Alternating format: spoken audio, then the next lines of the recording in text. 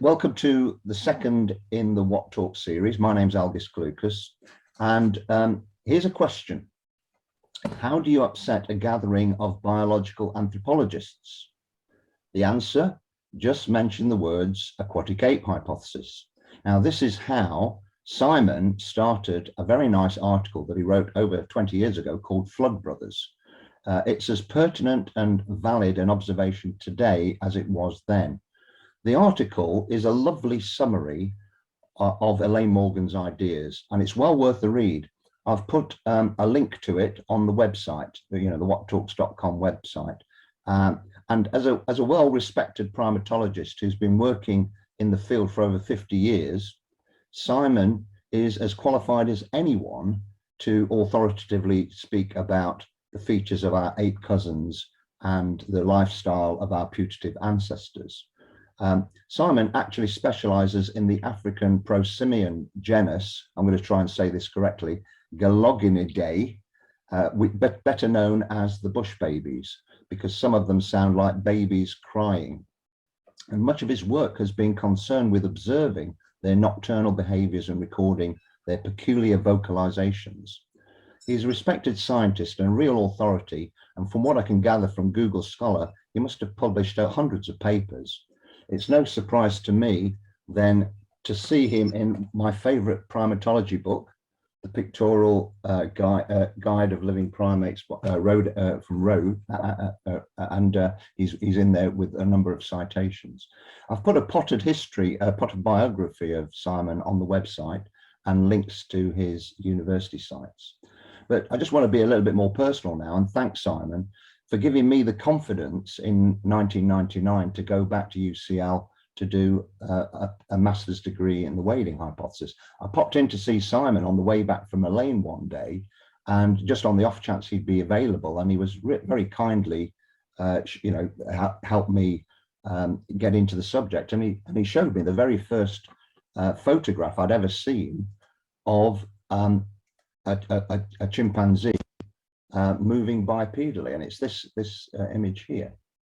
I don't know if you saw that, but anyway, it doesn't matter. I'll show it later on if you're interested. But I think that was by student Jess Toombs. Anyway, right. And it was Simon who really inspired this whole series when he contacted me out of the blue just to find out what was the latest going on with the idea, and really kind of inspired me to sort of get off my backside and do something.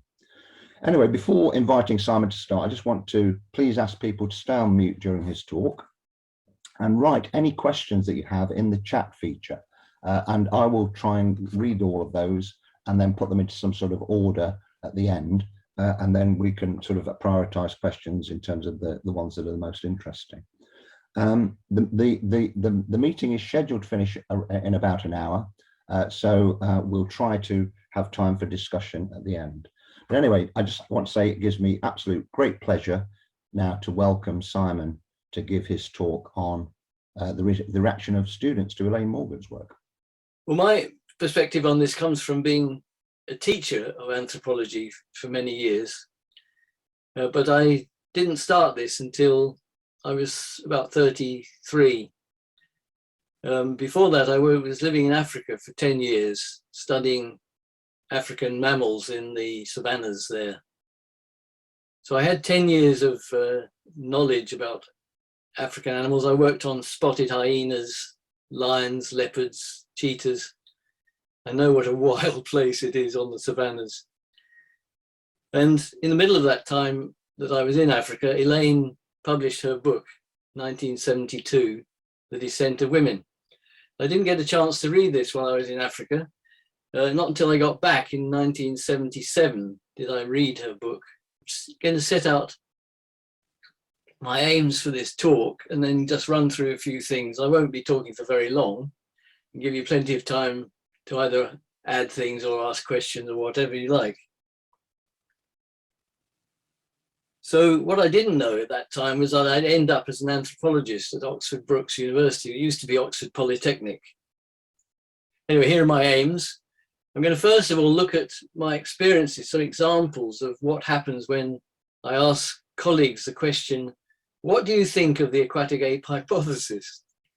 This is a loaded question, and I'm going to tell you a few of my experiences with members of the anthropology staff, really, biological anthropology. This is in an academic context, I suppose, so I'll give you a few examples of that. Then going on to explore the reactions of students, as opposed to professional anthropologists. These are amateur students who just came across the idea, and look at their reactions, and also the general public, because I gave a number of talks on the subject to clubs and societies around Oxfordshire. For many years, I used to give talks to these organisations, and I included a presentation on the amphibious ape hypothesis, and many different audiences of diverse people. So I'll tell you about that. And then my final aim is to challenge why the student textbooks and course leaders omit any reference to these theories. What I did was to go through the textbooks that we were sent by the publishers to approve for our students, and look at the index and look at the list of references and see what reference there is to aquatic ape hypothesis being a plausible reason of how we became upright and naked and so on. So that's my aims, and I'll start with the first one, my experience with colleagues. So these basically fall into two camps, and I don't know if you've noticed the same thing, but the two camps, one is one of zoologists who I talk to, and the other one are the archaeologists. And I became aware that within biological anthropology, there are people who have very little first-hand knowledge about biology. They may have very little in their training and background in terms of biological theory and practice, because they were basically fossil hunters, archaeologists. Yeah. And I'm going to draw that contrast between them. I'm going to start with, I won't name these people because it might be embarrassing or they might object. But I'll start with my PhD examiner, one of my PhD examiners, who is a very well-known zoologist and also converted to anthropology. And when I asked him about the amphibious ape hypothesis, he said, well, I think it's a very plausible idea. So I was quite relieved. I thought, oh, wow, there's somebody who actually approves of it. And so I said, well, why don't you say that to your colleagues? And he says, well, I daren't. Basically, if I said anything in support of the amphibious ape hypothesis, I would be either ridiculed by my colleagues or I wouldn't get my research grants. I couldn't do that. I couldn't give up my research grants. And also, I wouldn't be able to get anything published. It'd be very hard to get published in the best journals. I'm just not prepared to do it. And on thinking about what he said, I realized that I was in the same boat. I was scared. I was intimidated by the reaction that I got from people, which I'm going to tell you more about. So then, these are more or less in order of the way they happened. I met the person who originated the idea that the original primates had forward-facing eyes and grasping hands and feet as an adaptation to visual predation, spotting insects with their forward-facing eyes and grabbing them with their opposable thumbs. And they grip onto the branches with their opposable big toes, which is actually the thing that is common to all primates. They all have opposable big toes, except for us. We have lost that. So I asked him, what do you think about the aquatic ape hypothesis? And he said, oh, it's rubbish. It's absolute rubbish.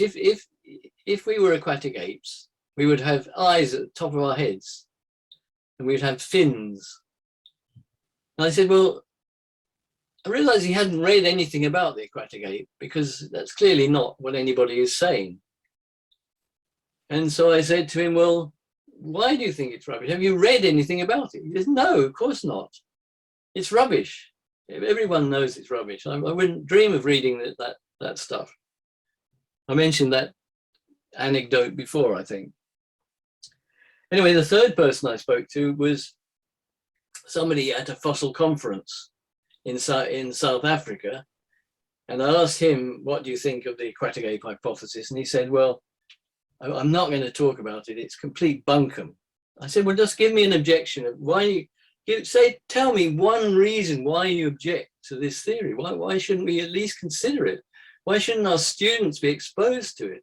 He said, well, I'm not going to tell you one reason. He said, I'll organize a conference to explain to you why it's rubbish. So I said, no, I don't need you to organize a conference. Just give me one example of why it's rubbish. And he refused to speak to me after that, and really quite uncomfortable. I then spoke to a good friend of mine who's an anthropologist in Germany, and he was very much against the whole idea. And he came to visit us one summer, and we went out for dinner and so on, and we were engaging socially. And I said to him, have you heard about the amphibious ape hypothesis? And he said, no, what's that? And he too had that reaction, well, it must be rubbish, I haven't heard about it. I would have heard about it if it had been sensible. So I said, well, would you read Elaine Morgan's book? And he said, well, no, of course not. I'm not going to bother reading this book. And I found people are very reluctant to, if you give. So I sent him the book anyway, and he read it. This was The Scars of Evolution. And the next thing I realized was that he was publishing about the amphibious ape hypothesis without giving any credit to the people who originated it. So he didn't mention Elaine Morgan in his publications, but he was publishing more or less what she had said. And he'd obviously read the book and thought, well, I'll adopt this as my own. And I mean, that's really not ethical. Let me carry on with my colleagues. This is just for you to look at. This is Alistair Hardy and Elaine Morgan and David Attenborough, who all support the idea and are basically zoologists. Then I will tell you about my 40-year or more than 40 years of being a member of the Primate Society of Great Britain. And the Primate Society of Great Britain has been going just over 50 years, and I've been there for a long time. I was secretary and president for a while, and not one conference has ever been organized or not one paper has ever been presented, as far as I know, on the aquatic ape hypothesis or anything related to it.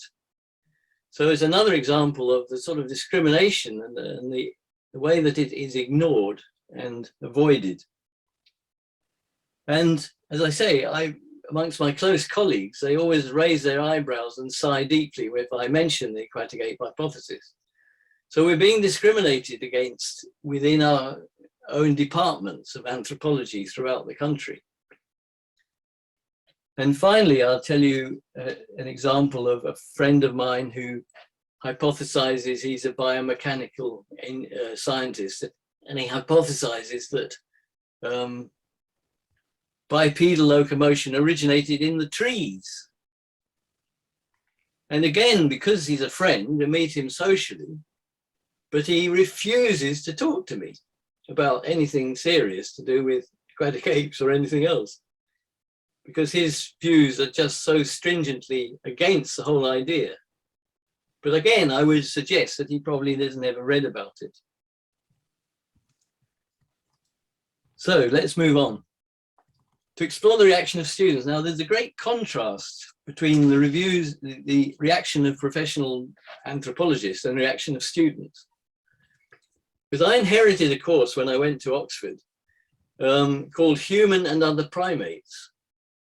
And this has been going about 45 years now, because I took it on and taught there for 32 years. So 32 iterations of this course. And I became aware that the textbooks were very biased against any mention of aquatic apes. And this struck me as being anti-academic and discriminatory, and a form of censorship. So I asked my students to do a book review of whatever book they wanted to choose from a list. And I accumulated over a few years, I accumulated about 40 essays, which were reviews of Elaine Morgan's books. And I hadn't presented my own views on at this point in the course, so they didn't know what I thought about it. But I expect they knew that I wasn't anti the whole idea. But I got these 40 or so essays, and one or two students went on to do postgraduate work with me on the aquatic ape. And so I have one or two dissertations of the undergraduates and postgraduates as well.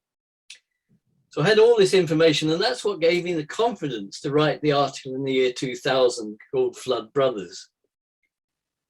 There's the book I gave to my friend. And this is the article Flood Brothers in the BBC Wildlife magazine.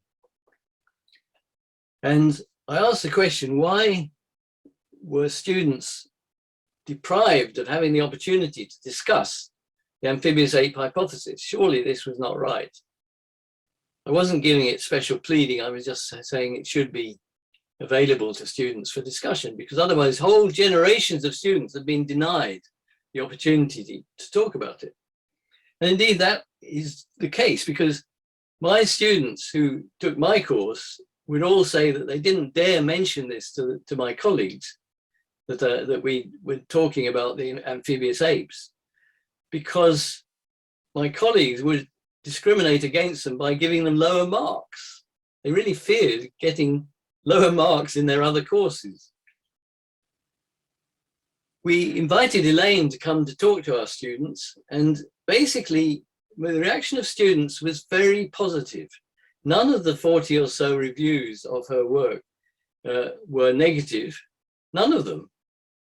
And when Elaine came to speak to us and address the whole class in the evening, everyone turned out and we had a wonderful time, and not one person really disagreed with her. So it was quite instructive, it was informative to see the contrast between the professional anthropologists and the students who'd been exposed to the whole idea. And I don't believe that there are many courses in the world where Elaine's ideas are actually presented to the students. This course in Oxford, which was going on for so long, is the only one I know of where Elaine's ideas were even mentioned. You could probably contradict me on that. So the reaction of students was interest, engagement, contributing towards her ideas, adding things, generally positive. Whereas the negative reactions all came from professional anthropologists. So what are they scared of? This is just to remind me that I've made presentations in public, and the public also received her ideas very well and helped contribute towards them. I was talking to people who were experts on swimming and diving, and they added to my ideas as to what was going on. So finally, to challenge why student textbooks and course leaders omit any reference to such theories, you'll be getting the gist of what I'm trying to say, is that basically the course leaders are scared. They're intimidated into not mentioning the subject. If none of your colleagues talks about it and won't talk about it, it's quite difficult socially to go against that trend. And I've suffered from that myself in not insisting that we talk more about it. So as an anthropology teacher, we would be sent standard anthropology textbooks, such as this one, How Humans Evolved. Now this is the latest edition. And I was sent this recently. It has a picture of a fossil on it, but I'll show you some other examples of other textbooks that were sent to me. But they come out and they're as new editions on a regular basis. And this has been going for 9 editions. And this one, a different, similar concept, but different set of authors. this has been going for 15 editions, or this is a 7th edition. And in the 7th edition, this is what it says about the origin of bipedality. What caused these forms to come to the ground and embark on a unique way of life that would eventually lead to humans is still a mystery. And this was their response in 1998 when this edition came out. So since Elaine published her book in 1972, I'm not sure this is quite an accurate statement, but nothing in that book refers to aquatic apes. There is nothing in the index, there's nothing in the list of references, none of your names appear there. And this is true of general anthropology textbooks. No mention of all the reasons why we became different from chimpanzees. So what I'm doing now is trying to find out from the publishers what their commissioning editors think. I've tried to approach the authors of these textbooks, but they, of course, they don't respond. And when one was visiting London, Joan Silk, in this case, Boyd and Silk is a very well-known textbook. I asked her what she thought about the aquatic ape, and she simply snubbed me and refused to say a word, just ignored me completely, wouldn't answer the question. So I've tried to contact the authors, but I wondered what would be the views of the commissioning editors of the textbooks, the people who send it out for review. Because I once received a book for review which included the aquatic ape hypothesis, and I gave it a good review as a possible potential student textbook, but it never got published. And unfortunately, I don't know the details, but it's a long time ago and I haven't had a chance to find it yet. But I'm going to search for that and see if I can find more details on why it was rejected. But I've been trying to contact these commissioning editors to ask for their opinion about whether they think it's just that no mention is made of a perfectly valid idea, along with all the others, many of which have been discredited, so that we can see if there's some way of introducing these ideas into the standard book so that students will get an opportunity to talk about it. I now need your approval if you want me to read out my letter to the publishing editors, which hasn't actually been sent yet because I haven't found any publishing editors who are prepared to talk to me or receive emails. So I've written to them saying, I want to make some comments on your textbooks. Is there somebody in a position to listen to what I have to say and talk about it? And I've sent that kind of email out to several of the publishers, but have not yet had any person who can contact me with an email. So with your approval, I'll read out. I know the time's getting on, but what do you think? Shall I read it out? Please read it out. And then just to put it into context, I've put for the attention of commissioning editors of this textbook, which is called Introduction to Physical Anthropology. Dear Sir, Madam, you may be aware that there is a deep divide within the heart of physical anthropology concerning the various hypotheses that are put forward to help understand how and why we evolved, the differences in structure, physiology, and behavior that separate us from our closest living relatives, the common chimpanzees. For example, why did we become bipedal and relatively naked with a layer of subcutaneous fat? And how did we develop a large brain, a descended larynx, and sexual signals on the chest, to name but a few of these differences?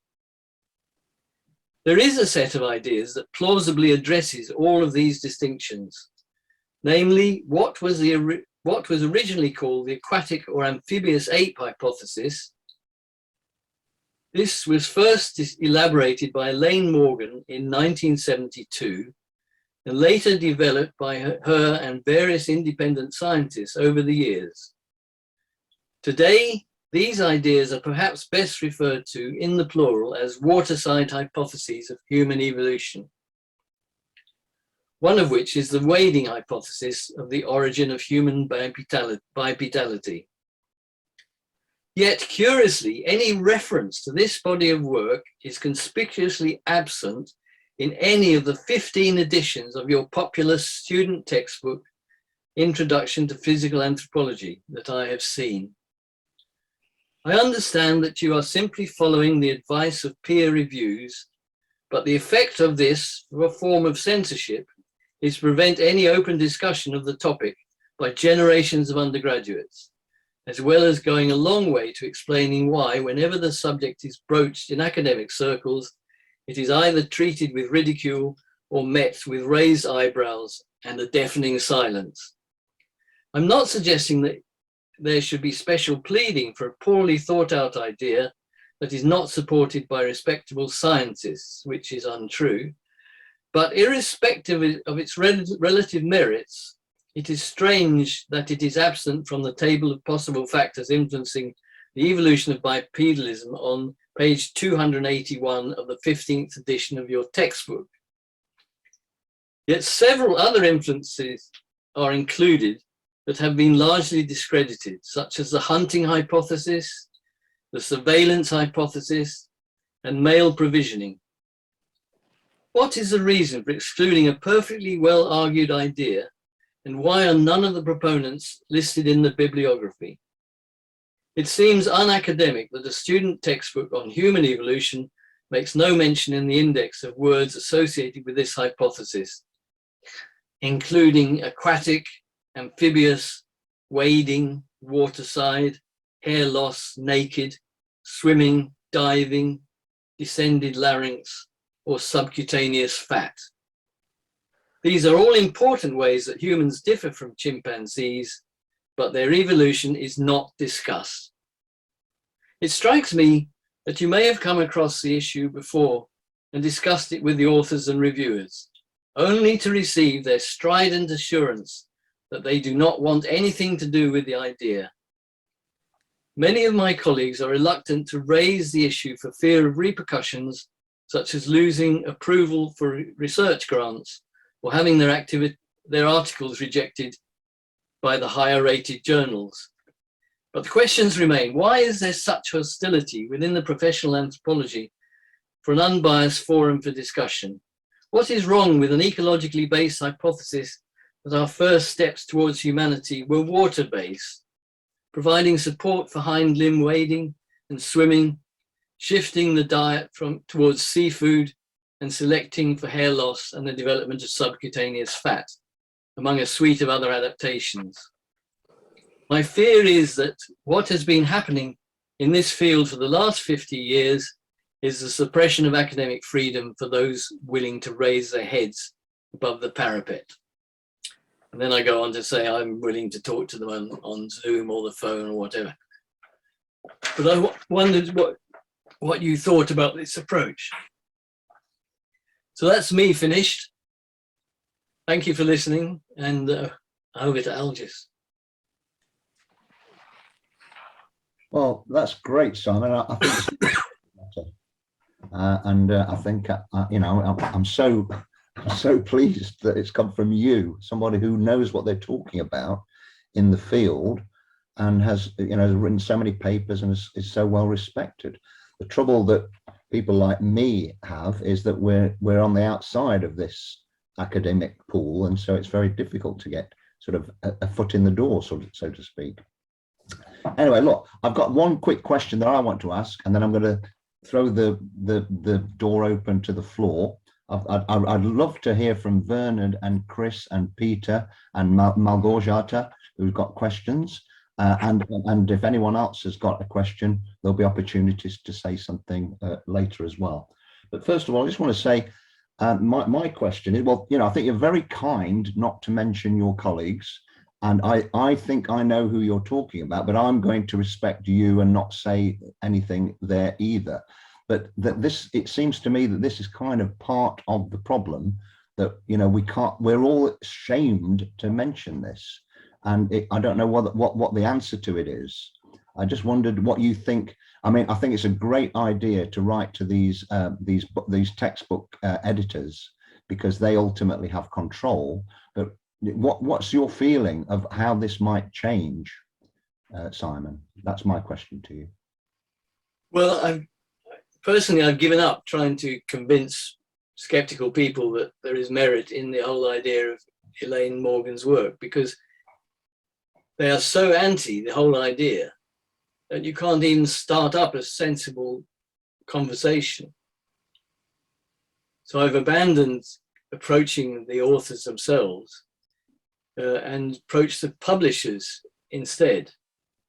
And this is a recent tack that I'm trying, and I'm going to keep on until I find somebody who's prepared to talk about it. But it seems to me that the non-professionals are very supportive of the idea. So a commissioning editor, for example, might be quite willing to listen and engage. And he might raise it with the editorial board and say, well, why are we excluding a perfectly valid theory from the list that is provided in our textbook?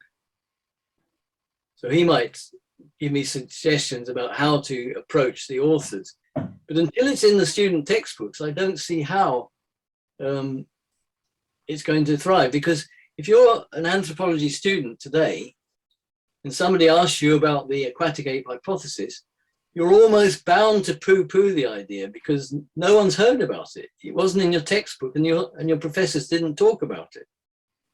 It's kind of like a self-fulfilling prophecy, isn't it? Yeah, it's for example, after the article that I wrote in BBC Wildlife, there was a deafening silence, apart from one or two zoologists who wrote to me and said, this is a very plausible idea that you're putting over. And why isn't it more commonly talked about? But only one or two. And everybody else, all the anthropologists, ignored me completely. And they've done the same to David Attenborough. I mean, let alone me. I mean, they've done the same to David Attenborough. He's produced 4 radio programs about amphibious apes. And all of them received virtually no interest from anthropologists. Or criticism as well. I can see Chris has got his hand up. Chris.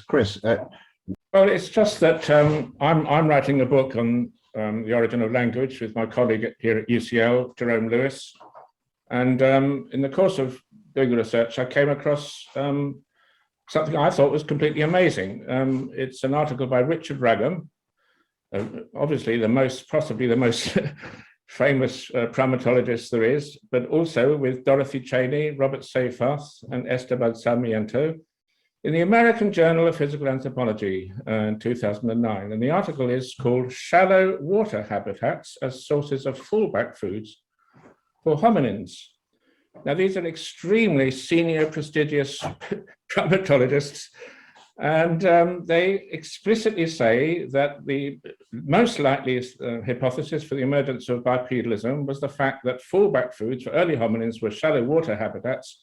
And they just go into a lot of detail about all the arguments against this riverside or lakeside, waterside ape hypothesis and all the arguments in favor. And they come out very strongly in favor of the riverside ape hypothesis. And in the chat, I put the references.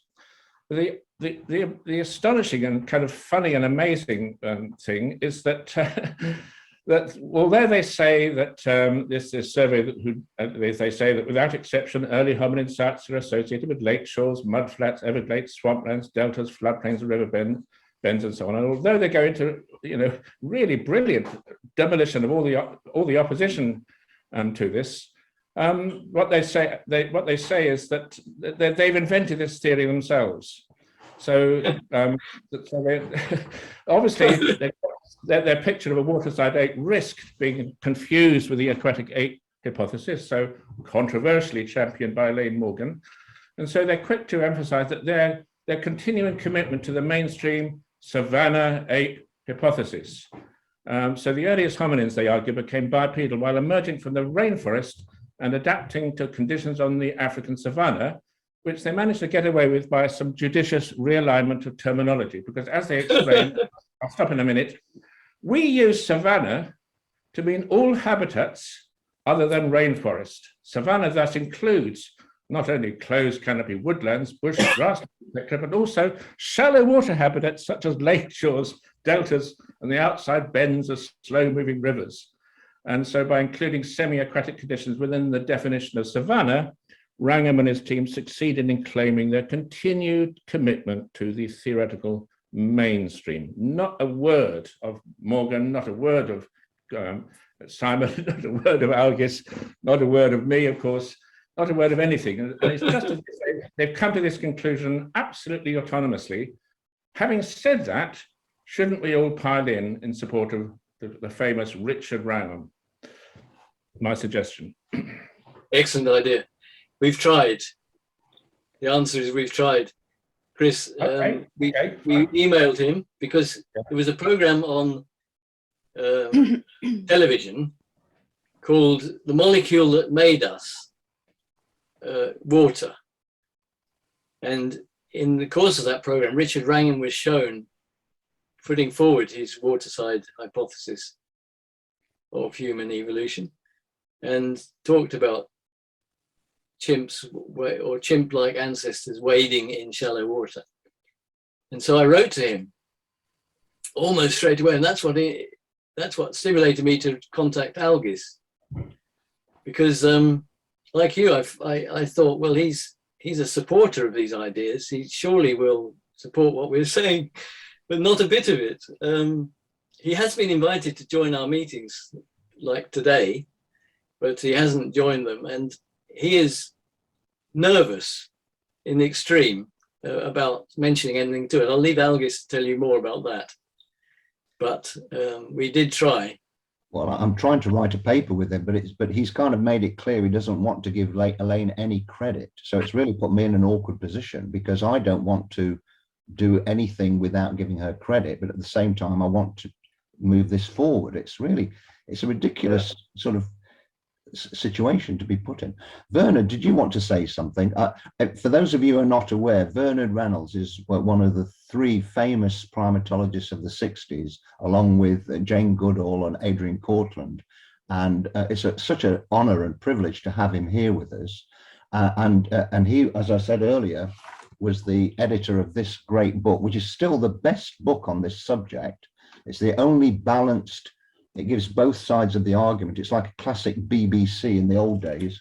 It would give both sides of the argument, and it's very balanced. And at the end, Vernon writes the most sensible, common sense paragraph I've ever read on the subject, which I use to try to define the waterside thing. So Vernon, do you want to say a few words? What's your view on this? How can we move forward? Well, thanks, Algis, and thanks, Simon, too, for a fantastic talk. And 2 points really that we first, of course, there's the big question of whether or not waterside, water, aquatic had anything to do with human evolution. That's the scientific question. And second is the question of why the thing's been ignored, why people won't talk about it.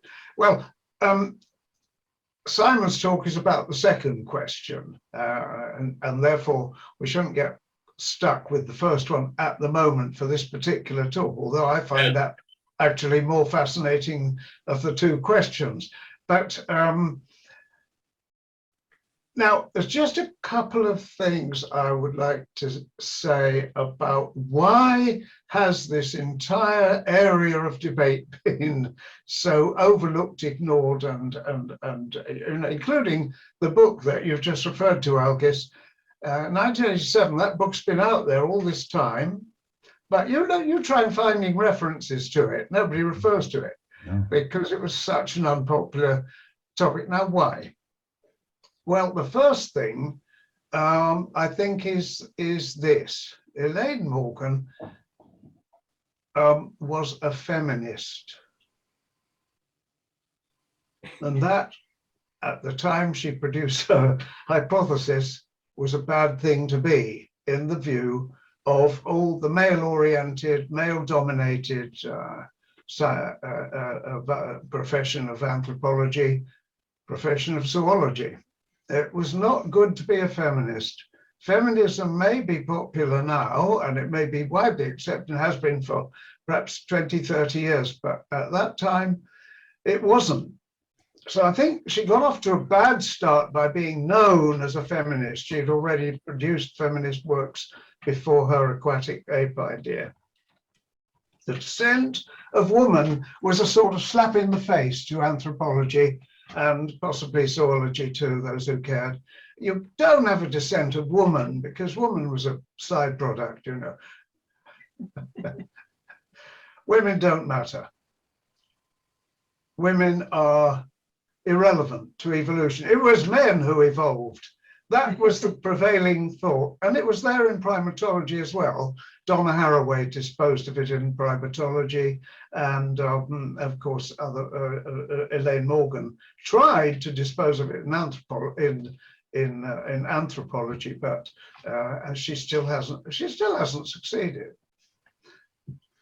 So I would say that being a feminist was a major disadvantage for her, and titled of her book, The Descent of Woman, was just too much. And now the amazing thing, that the real question is, why is that still the case? Mm-hmm. After we have now got a situation where all that stupid male dominance stuff has gone away, it's a thing of the past. Why is it still there? I think it's almost inertia. There's a touch of inertia there.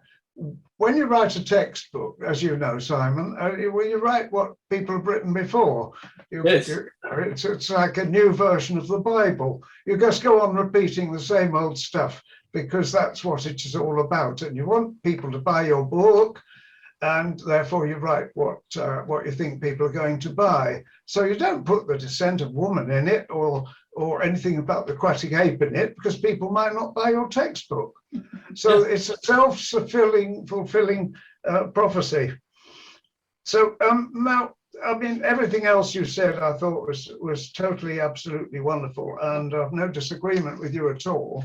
And you're absolutely right to keep pushing on, and I admire you for pushing on to try and get the aquatic ape hypothesis dealt with in textbooks.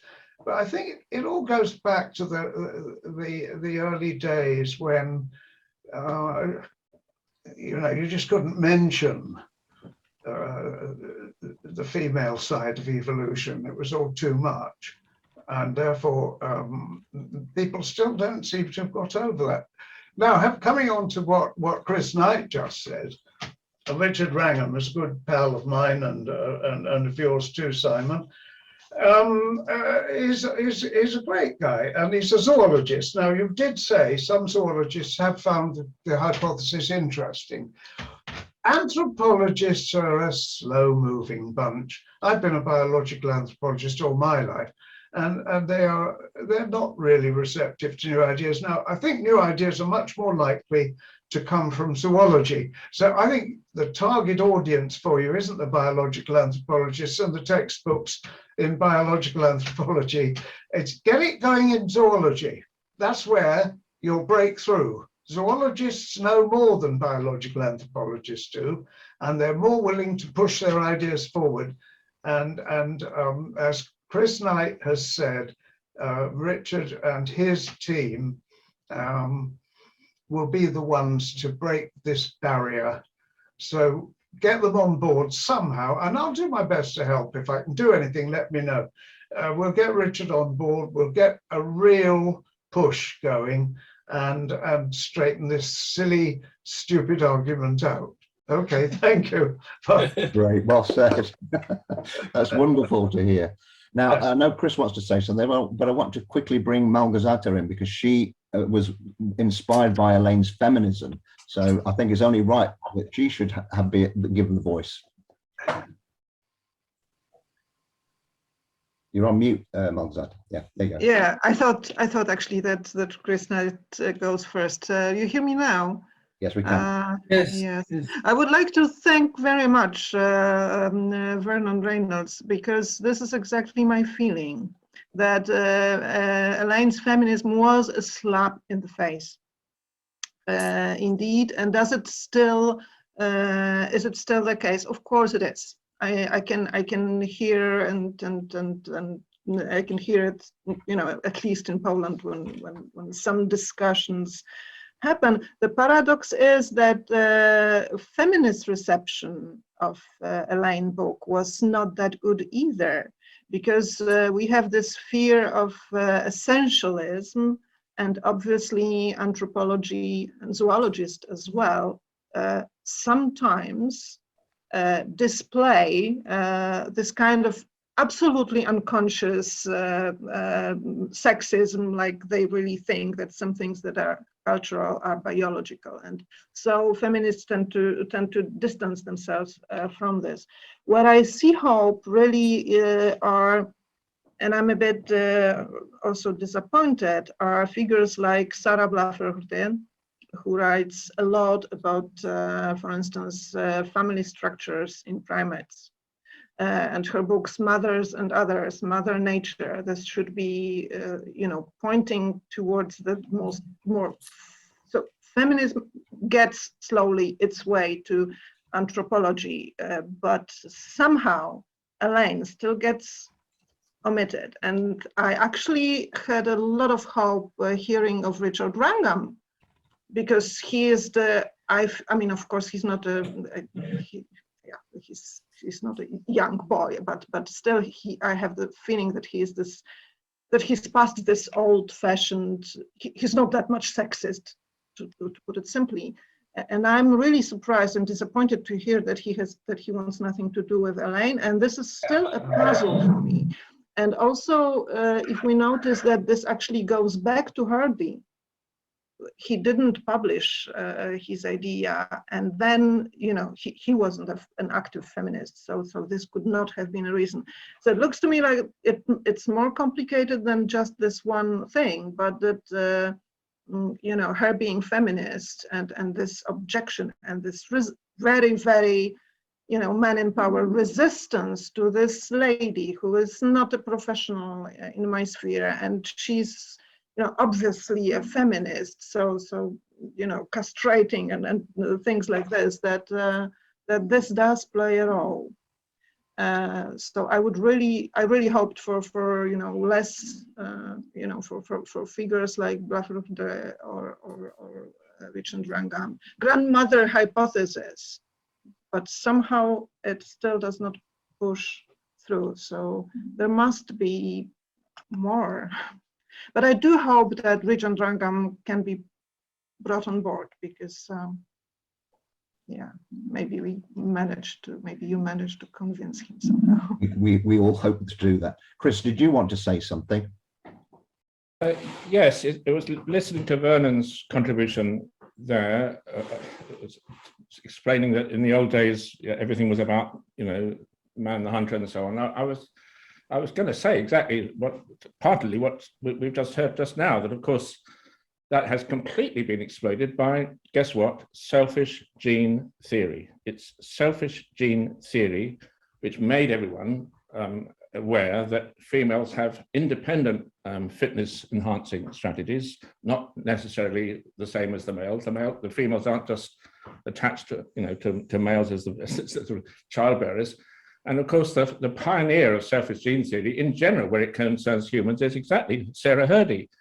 And she's completely, she's extraordinarily influential. She's the main biological anthropologist. And people who want to know about why we've got large brains, why we've got the particular emotional modernity that we have, she's set the standard. So indeed, as Melka was telling us, the grandmother hypothesis, and remember that the grandmother hypothesis as a Darwinian theory only really works through the female line. It's the maternal grandmother, not the paternal grandmother, that's going to give you a woman help with with looking after her babies and foraging and so forth. So in all these different ways, absolutely the dominant mood now is that females are absolutely central in driving the emergence of modern human anatomy, psychology, and the rest of it. So it can't just be a fear of feminism. Although obviously that's always going to be an issue. And of course, Wrangham is, in terms of his other theories, he's probably more male-dominated and hostile to the idea. He actually says, Wrangham says that females in the human case do not form coalitions. Unlike bonobos and very close, great ape cousins, females do not form coalitions. Everything in these models is completely male dominated in a most peculiar way.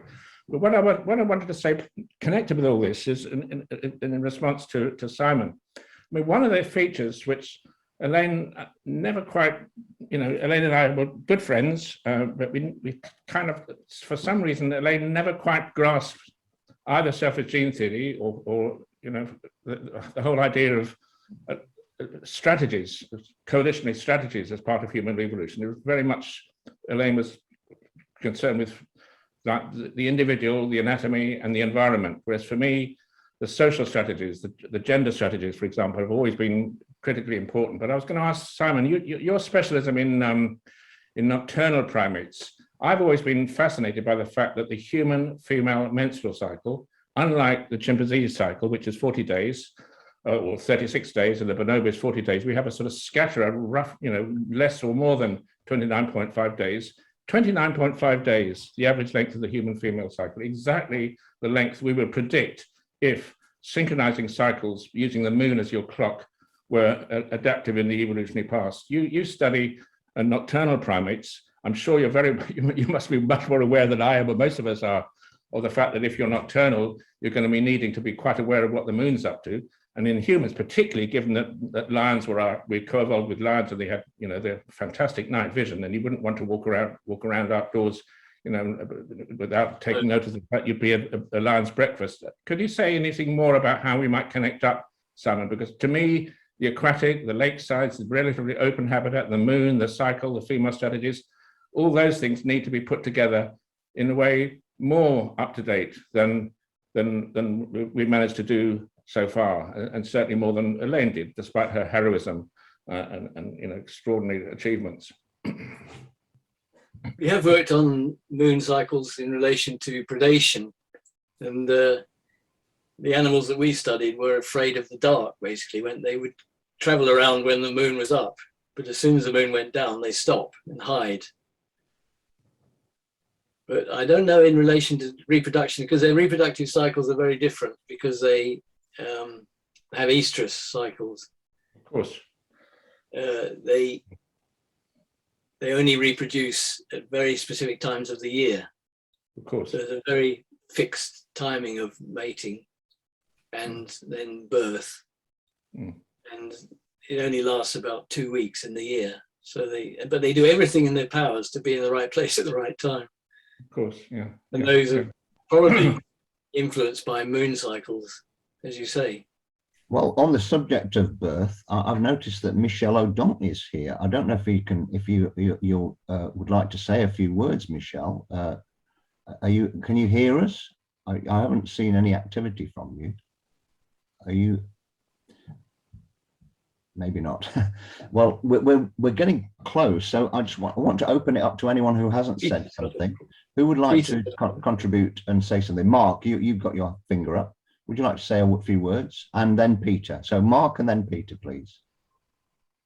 Well, I think the main problem in why the aquatic ape theory is not yet generally accepted is we saw almost the same with the continental theory, that continents were tearing apart. It was many years before this theory was accepted. Mostly, I think it's a self-protection of the anthropologists. They see everything through what I publish and what I've learned at university, but they don't see further. They don't know much about zoology, as is said here by Simon, and they're self-protective. I think that's the main problem why the aquatic ape theory is still not accepted. That's most of it, I think. Yeah. Okay, I think you got absolutely right. What about you, Peter? What do you think about this? First of all, Simon, congratulations on your talk. Just a quick point about Vernon's comment. I think in addition to the feminism, the other main criticism of Elaine was that she was a scriptwriter and she wasn't professional scientist. And I think a lot of people, critics, also said that about her. And but we know that she was, she had all these ideas, and every credit should go to her. I'm also an outsider as an ENT surgeon, but I've looked at evolution from a medical point of view, from a physiology and anatomy point of view. And I think it's all very well talking about psychology of what's happening now and why people are not talking about it. But when Desmond Morris, in his Naked Ape book, which was published in 1967, he was about the only one who looked at Hardy's theory and said that it answered all the questions, but the only thing that it didn't have, which all the other anthropologists and archaeologists depend on, is fossils and fossil evidence. He said, we don't have any hard evidence, i.e. fossil evidence. And I've discussed this, I got involved in the mid-80s, and I was fascinated by Elaine's book. I was looking at the anatomy and physiology of the skull and head and neck area, and I discussed things with Elaine at that time and wrote my first paper in 1992. And as an ENT surgeon, I recognized that there was one fossil evidence that we could find, and that was the exostoses in the ear canal. And I don't know why people have ignored that, because the exostoses is something that ENT surgeons have known about for over 100 years, but no one's been able to explain it. The fascinating thing is that it is only found in people who swim and dive on an almost daily basis. And now it's been found in Homo erectus 1 to 2 million years ago, but also a recent paper showing that 47% of Neanderthals had exostoses. And these are more common in males than females because they did more of the hunting and therefore more of the diving. But this is hard scientific evidence. And also in my book, because also I felt that our papers were being rejected, and following I organized a conference with David Attenborough in 2013, and Mark and others were there. That was in London, on human evolution, past, present, and future, trying to open the debate to put both sides of the argument. And again, it was ridiculed. But after David Attenborough's program on BBC in 2017, when he was ridiculed for wasting BBC time, I was really upset and thought that the only way of getting it to the public was by writing a book, which I did. And unfortunately, with COVID, 90% of news items are about COVID and the pandemic, and no one's interested in really a controversial theory of evolution. But I think we've got to try and get the facts. And in the book, I have worked out about the descent of the larynx, why, from a medical and anatomical and physiological point of view, the larynx descended, about the skin, about the color of the skin, about hairlessness, about big brains. And also another thing that I found is that humans, unlike any other terrestrial mammals, have a marine type of kidney. It's quite different from any other terrestrial mammals because we evolved in a saline environment. Yeah. Rather than rather than ordinary water. And all the shallow lakes in the East African, the Great Rift Valley, they were saltwater lakes when the Great Rift Valley formed about the same time as the evolution changes took place. And the sea inundated from the Gulf of Aden right down to Mozambique. And these are all saltwater lakes. And that is where virtually all of the early Australopithecine fossils were found. And I think we've just got to go back to that time to sort out the facts. Yeah, I think we need to sort of finish there, Peter. Well, thank you very much. It must be very frustrating. I mean, your book's great. It's got so many new angles in there on top of all of the great work Elaine did. And I must admit, I've been guilty of ignoring the exostosis evidence myself. And it's like we all have our pet theory. For me, it's the wading thing, and I know for Mark, it's other things like the pachyostosis and all sort. Everyone's got their own theory, but it seems to me that if our ancestors were more waterside, then you would predict a whole collection of weird traits that are difficult to explain otherwise, and that's exactly what we see. And we all focus on different ones, but the whole gamut of the characteristics of the human form all seem to point in that direction. And most importantly, almost none of them, I don't think any of them, point in the opposite direction. Now, I'm aware that we're now past 9 o'clock. Andrea, you put a question. I don't know if you want to chip in with just the last question. Are you with us, Andrea? Hello. So do you want to just say your point, and then I think we should finish because we're getting beyond 9 o'clock now. Okay. Yes, it's basically about the world of swimming instruction and how I think it has greatly impacted, the progress of the waterside ape hypotheses. I think that there's a lot of cultural distraction goes on in swimming instruction, and a lot of it actually distracts people from actually engaging with the environment properly. That's in man-made settings and natural settings. Because if you're told that you're not born with any aquatic abilities, then that's going to have a huge impact on your water safety.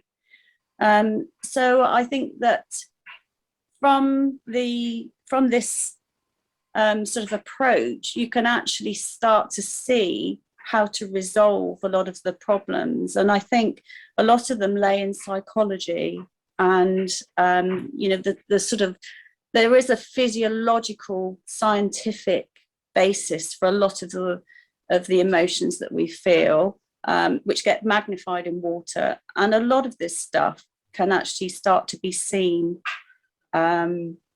itemized and put in papers, which is what I'm trying to do, and making some headway, because there's been a shift in how swimming instruction is taught in some places, where people consider that you need to learn how to float first and to feel calm first, not to just get in and move, because otherwise that has an impact on your relationship with water.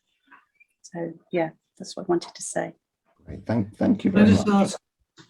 Is anyone else going to the International Conference on Anthropology in Athens? Because I'm presenting a paper there, and I just wondered whether, hopefully one would be able to engage with other anthropologists there. At least we've had an opening.